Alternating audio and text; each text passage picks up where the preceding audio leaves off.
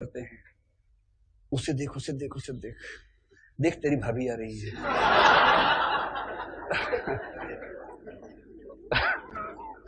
यही भाषा बच्चों की रहती है, बस देख तेरी भाभी आ रही है, देख तेरी बुआ आ रही है, देख तेरी मम्मी आ रही है, ये सब चलता रहता है।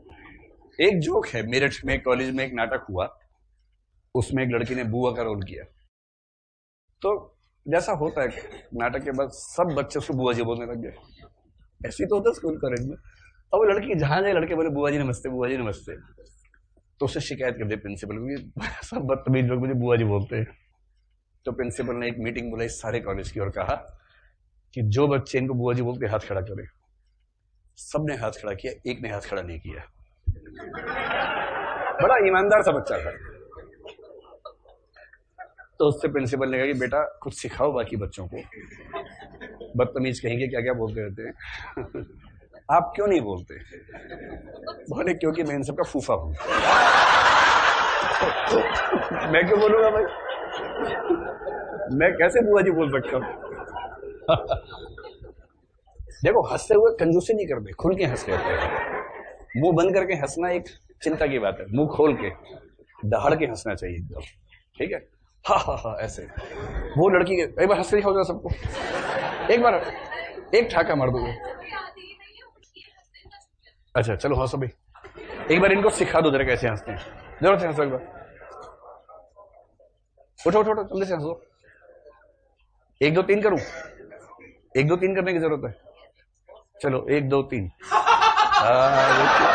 अट्टहास बोलते हैं इसको, अट्टहास। राम की शक्ति पूजा में रावण बार बार अट्टहास करता है। हंसी के 10 प्रकार में से 10वां है अट्टहास, और पहला है स्मृति। स्मृति बेटा मुस्कुराहट, हल्की सी मुस्कुराहट, और 10वां प्रकार है अट्टहास। बहुत बढ़िया, वंडरफुल। समझे? ऐसे हंसते हैं, शर्माते नहीं ज्यादा। यहां भी शर्माओगे फिर कहां खुल के हंसोगे भाई? यहां हंस लो खुल के, बाकी बहुत लंबा समय नहीं है, बाद में सुनामी आने वाली जिंदगी में, उसके बाद हंसी वसी खत्म हो जाएगी आपकी। पना मत लीजिएगा। तो लड़कों का एक गैंग है जिसमें 4 लड़के हैं, क ख ग घ, चारों फुकरे हैं एकदम। फुकरे का मतलब फुक रहे हैं, मतलब फुकरे भी हैं और फुक रहे भी हैं। तो ये चारों शाम को निकलते हैं तैयारों के साथ साथ कि थोड़ा चलो आवारागर्दी कर लेते हैं। कहाँ जा रहे हो? पता नहीं, जा रहे हैं। बहरहाल चारों फुकरे घूम रहे हैं। वापस आ जाइए चारों फुकरों पे। निकले हैं आवारगी के लिए। कहाँ जा रहे हो? बत्रा की तरफ जा रहे हैं। क्या करोगे? कुछ नहीं, देखते हैं। सच्चा आवारा व्यक्ति किसी उद्देश्य से नहीं निकलता है, निकलना ही उद्देश्य है, यात्रा ही उद्देश्य है। अगर आप किसी उद्देश्य से जा रहे हैं तो आप सच्चे आवारा नहीं हो सकते, वो झूठे आवारा हो गए, मिलावटी आवारा हो गए। सच्चा आवारा निकलता है निकलने के लिए। मां पूछती बेटा कब आओगे? देखिए। बेटा आ जाओगे? देखिए। देखिए महफिल कहाँ जमती है क्या पता।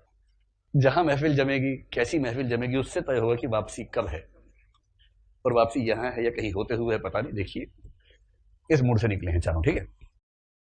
चारों बेचारे दुखी इस बात से हैं कि बाकी सब लोग बाइक पे घूम रहे हैं दुकेले, और ये बेचारे अकेले अकेले घूम रहे हैं। बाइक इनके पास भी है पर बाइक को रखा हुआ किसी काम की नहीं, बाइक क्या फायदा। अब ये चारों इतने फुके हुए लोग हैं कि किसी कन्या को देखते हैं थोड़ा छींटा कशी भी कर देते हैं चलते चलते। आपस में तो खी खी खी करते ही करते हैं, खी से नहीं पोड़ते हैं, और थोड़ा बहुत ऐसा कमेंट बोल देते हैं कि कोई शक भी ना कर सके कि कुछ गड़बड़ की है, लेकिन सामने वाले को समझ में आ जाए कि फूके हुए लोग हैं, है ना? जैसे कुछ वो नहीं होता कि ऐसा कमेंट जिसके दोनों ओर से निकलते हैं कि अपने दोस्तों में कह रहे थे या उससे कह रहे थे, समझ में नहीं आ रहा है, वो साबित नहीं कर सकता कि आपने उसको कहा है, लेकिन समझ दोनों पक्ष रहे हैं कि किसको कहा गया है। इस तरह से हरकतें करते रहते हैं, बातें भी करते। तो चारों जा रहे हैं, दुखी हैं, उटपटांग हरकतें कर रहे हैं, छेड़खानी कर रहे हैं, टीजिंग कर रहे हैं, बदमाशी करते हैं, आपस में चिढ़ाते हैं एक दूसरे को, भाभी आ रही है, बू आ रही है, ये सब करते रहते हैं। और इन सब की हसरतें हैं। कोई सुंदर सा व्यक्तित्व है जिसको देख के सब कहते हैं काश मेरी इससे दोस्ती हो जाती। चलता रहता है ये सब। एक नंबर के बदतमीज लोग हैं चारों, ठीक है? 14 फरवरी के दिन चारों ने 10-10 कार्ड खरीदे हुए थे। हर पते पे डाल देना है, क्या पता कृपा कहां से बरस पड़े। हर पते पे डाल देना है। तो डाल दिया, उसको भी, इसको भी, उसको भी, सबको दे के आ गए हैं, और सब में अलग अलग कविता और शेर लिख के आए हैं ताकि असर पड़े। और 40 में से 39 रिक्वेस्ट रिजेक्ट हो गई है, 40वीं पास हो गई रिक्वेस्ट। और इन चारों में से एक व्यक्ति ऐसा है जिसे सबसे उस व्यक्ति ने स्वीकार कर लिया जिसको लेकर सबके अरमान थे, ड्रीम गर्ल टाइप जो हो सकती है ना सबके लिए, पूरे इलाके में जिसकी प्रसिद्धि, दिव्या समझ लो। तो इस इलाके की जो दिव्या है उसने प्रस्ताव स्वीकार कर लिया फुकरे नंबर 3 ग का, और उसको बोला कि आप, मैं तो कब से आपके बारे में सोचती थी, 1 साल से वेट कर रही थी वैलेंटाइन डे का कि आए तो मैं आपसे बात करूं, लेकिन आप अकेले मिलते ही नहीं, हमेशा इन 3 मूर्खों के साथ रहते हैं, आपसे एकांत में बात करनी है।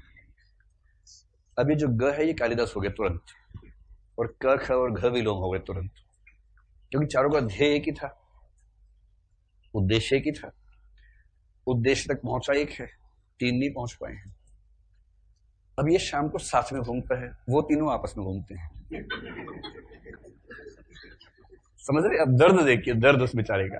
अब असली सिचुएशन ये है कि वो तीनों घूम रहे हैं, हमारे ऐसे ऐसे कर रहे हैं, सामने से वो दोनों आ रहे हैं।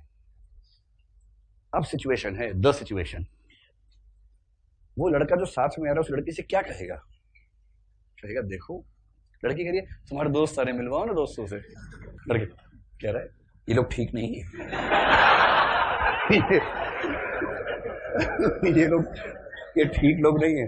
लड़की कह ठीक कैसे, तुम्हारे साथ इतने साल से रहते हैं, तुम्हारा रूममेट है, ठीक कैसे? तुम्हें नहीं पता ना यार, तुम्हें नहीं पता कैसे लोग हैं, इनसे बच के रहना, कभी मैं ना हूं तो बात भी मत करना इनसे, क्या क्या सोचते हैं तुमको पता नहीं। ब्रैकेट में 3 दिन पहले तक मैं भी वही सोचता था, तुम्हें पता नहीं है। और लड़कियों को देखते क्या क्या बोलते हैं आपस में, तुम सोच नहीं सकती हो। मैं बोलता था 3 दिन पहले तक, कहना चाह रहा है पर बोल नहीं रहा है। अभी उदात तो हो जाएगा धीरे धीरे। अब वो तीनों आएंगे फुकरे फूके हुए, जैसे पहुंचेगा वो चढ़ाएंगे उसको, बड़े आदमी हो गए, आज हमने उधर देखा, उसको छेड़ा, सीटी बजाइए, कह रहे तुम लोग बड़े नीच आदमी हो, स्त्रियों का सम्मान करना नहीं आता तुम लोग, तुम लोग जेंडर सेंसिटिव नहीं हो, बड़ा इनसेंसिटिव हो, यू नो, बहुत इनसेंसिटिव हो, यू नो, वो बात नहीं है। और मेरा तो मन करता है उनसे संबंध ही खत्म कर दूं, क्योंकि इतने नीच लोगों से संबंध रखना अच्छा नहीं लगता है मुझे। अब धीरे धीरे इसमें कालिदासत्व आ गया है, उनमें विलोमत्व आ गया है। ये जो ग है, ग था इसलिए ऐसा हुआ है, या ग की जगह कोई भी होता तो वैसा हो जाता, और बाकी 3 वैसे ही होते। तो विलोम का विलोमत्व सारा का सारा परिस्थितियों से निर्मित है। स्थिति प्रधान नाटक का यही मतलब है। 2 ही काम करता है, छंद लेखन और मल्लिका से प्रेम, यही 2 रोजगार कालिदास के पास है। कालिदास दोनों में सफल हो गया। कल्पना कीजिए कितनी खतरनाक कल्पना है कि 2 रूममेट्स हैं, दोनों आईएएस की तैयारी कर रहे हैं और दोनों एक ही जगह टारगेट कर रहे हैं। उनमें से एक सफल हो गया टारगेट में और आईएएस भी बन गया, दूसरा ना वहां सफल हुआ ना प्रीलिम्स हुआ उसका। अब ईमानदारी से बताइए कि क्या ये विफल व्यक्ति जीवन भर कभी भी उसके साथ सहज हो सकेगा? महाकुंठित हो जाएगा, और उसकी हर बात में वो तिक्तता। तिक्तता क्या होता है? तिक्तता, ये जब पूर्वी उत्तर प्रदेश और बिहार पहुंचता है तो होता है तीतापन। बहुत तीता है, तीता समझती है? तीता, बहुत तीता है। तीता का सही मतलब कड़वा नहीं, मिर्च वाला होता है। मतलब बिहार में कड़वा शब्द के दोनों मतलब है, मिर्च वाला भी और जो तल्ख है वो वाला भी। तिक्तता से तीता बना, तीता पर मतलब कड़वाहट। इसकी हर बात में इतनी कड़वाहट होगी क्योंकि ये परिस्थितियों की मार को झेल नहीं पा रहा है, इसका मनोविज्ञान ही वैसा हो गया है। तो क्या आप इस बात को अप्रिशिएट कर पाएंगे, लेखक की इस बात को, कि विलोम का विलोमत्व, विलोम बेसिकली बुरा व्यक्ति नहीं है, कालिदास मूलतः अच्छा व्यक्ति नहीं है। परिस्थितियों और सफलताओं ने कालिदास को कालिदास बना दिया है, और विफलताओं ने, निरंतर विफलताओं ने, अपमान ने, वो बेचारा जिससे प्रेम करता रोज गालियां खा के आता वहां से, निरंतर अपमान ने उस व्यक्ति को इतना नेगेटिव बना दिया कि हमें उसका नाम विलोम कहना पड़ता है। तो ये प्रश्न हो सकता है कभी भूले भटके आपके सामने आ जाए। आपके नोट्स में इसका उत्तर लिख के दिया है। क्या मैं एज्यूम करूं कि आप इनका उत्तर लिख लेंगे? इन तीनों के उत्तर आपके नोट्स में दिए होंगे। अब बचा कथानक। कथानक पर हम बात करेंगे, बल्कि इसके बारे में कुछ चीजें नोट लिखिए ना। अच्छा एग्जाम्पल आपको बताता हूँ, आपकी उम्र के मुताबिक एग्जाम्पल है, उससे आप समझ पाएंगे कि एक ही व्यक्ति कैसे कालिदास और विलोम बन जाता है। आप लोगों का गैंग तो होता ही होगा आपस में, 3 4 5 बच्चों गैंग रहता होगा। सबके पास गैंग है अपना अपना। तो इस क्लास में करीब 100 गैंग सक्रिय हैं इसका मतलब। और गैंग वॉर भी होती होगी कभी कभी आपस में कुर्सी को लेकर, कि ये कुर्सी मेरे गैंग की है, इसमें छोटा शकील गैंग है, ये बड़ा राजन गैंग कहां से बीच में आ गया। तो ये सब चलता होगा ना। तो अच्छा, राजन भी छोटा है, शकील भी छोटा है। अच्छा अच्छा, तो बड़ा कौन है फिर? बड़ा दाऊद। अच्छा चलिए, तो कल्पना कीजिए कि एक उम्र तक गैंग होता है, लड़कियों का गैंग, लड़कों का गैंग। दुर्भाग्यशाली गैंग ऐसे ही होते हैं जिसमें गैंग के सभी सदस्य एक ही लिंग के होते हैं, एक ही जेंडर के होते हैं।